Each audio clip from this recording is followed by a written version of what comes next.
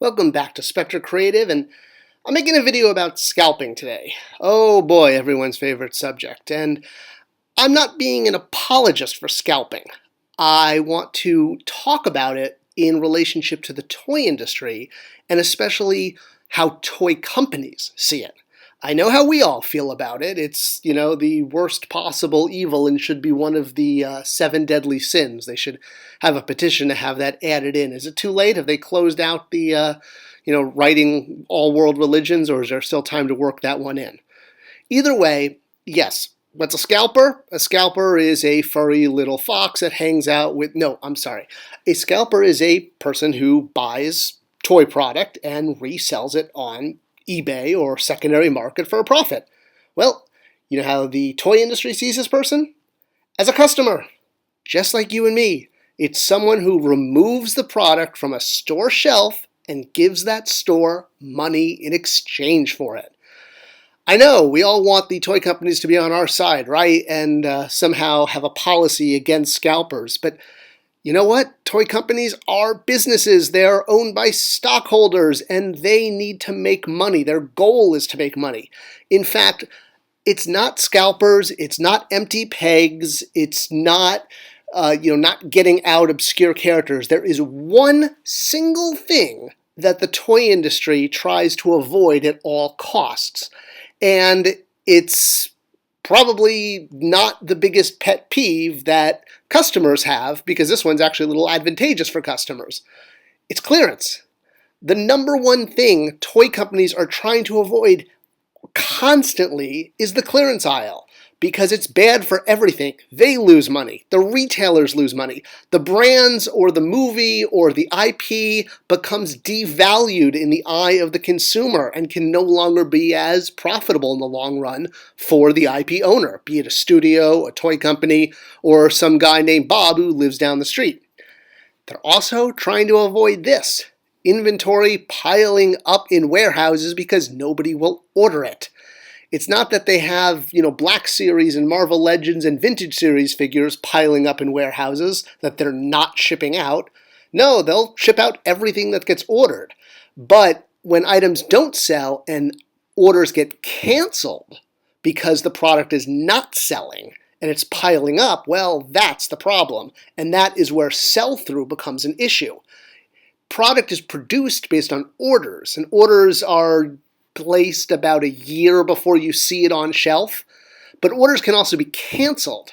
And that's one of the problems with distribution, is if product is produced and then the order is canceled because maybe the movie does poorly, maybe last year's product isn't selling through, well, it stops the system. It stops the machine that is bringing product to consumers and profit to retailers, wholesalers, and manufacturers. That's how business works. So if you're a toy company and a scalper is buying product off the shelf and putting it on eBay, they're really just redistributing product for you. So to them, anyone buying product in a store is really helping to win, because you're avoiding the two things a toy company doesn't want. It doesn't want product on clearance, and it doesn't want product stacking up in warehouses, because that costs them money, because they have to rent the warehouse and they have to pay fees, and basically they have to pay money to store things.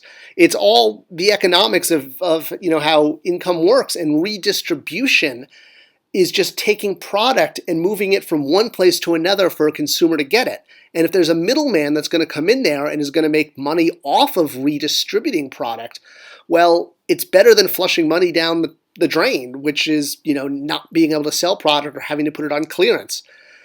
A scalper is just one more person buying product. There is not this manifesto in the toy industry to stop scalpers. Toy companies just want to make sales. That's it, at the end of the day.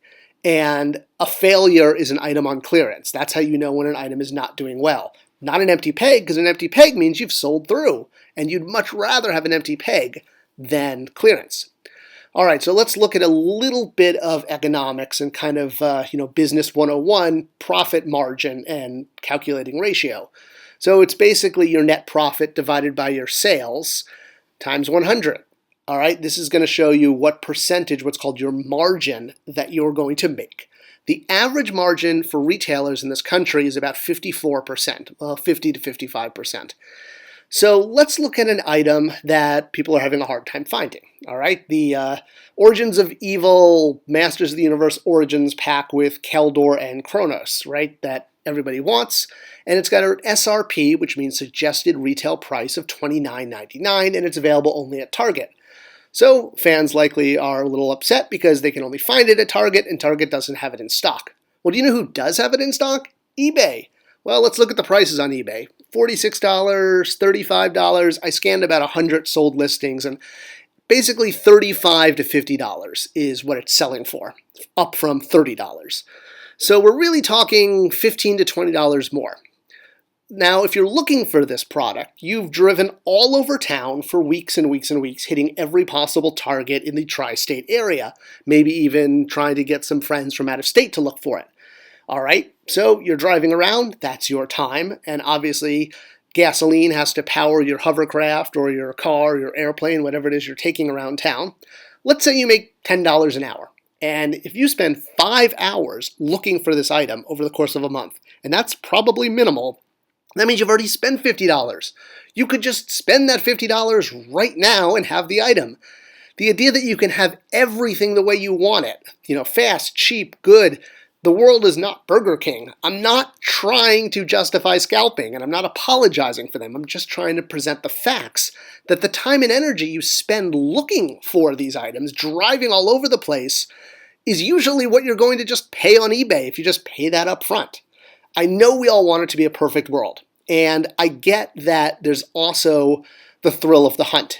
And if you just buy it online, like a pre-order on Amazon or Big Bad Toy Store or Dorkside or Entertainment Earth, etc., you're guaranteed to get it, but you no longer get the thrill of the hunt. And I know, I love that adrenaline rush, seeing a toy sitting on the pegs fresh with no one else around because the other 5 guys went into the Hot Wheels aisle and you have the action figure aisle yourself.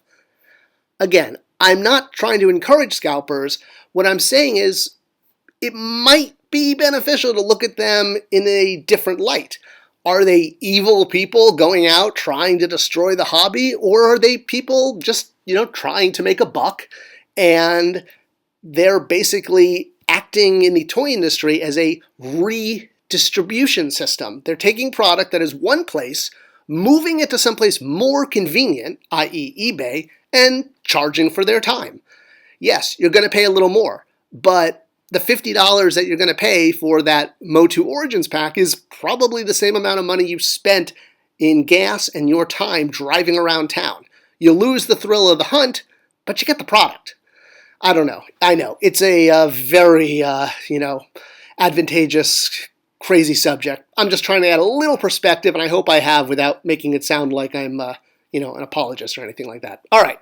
Subscribe, like, ring the bell, see you in the comment section, and next time I'll have something less controversial.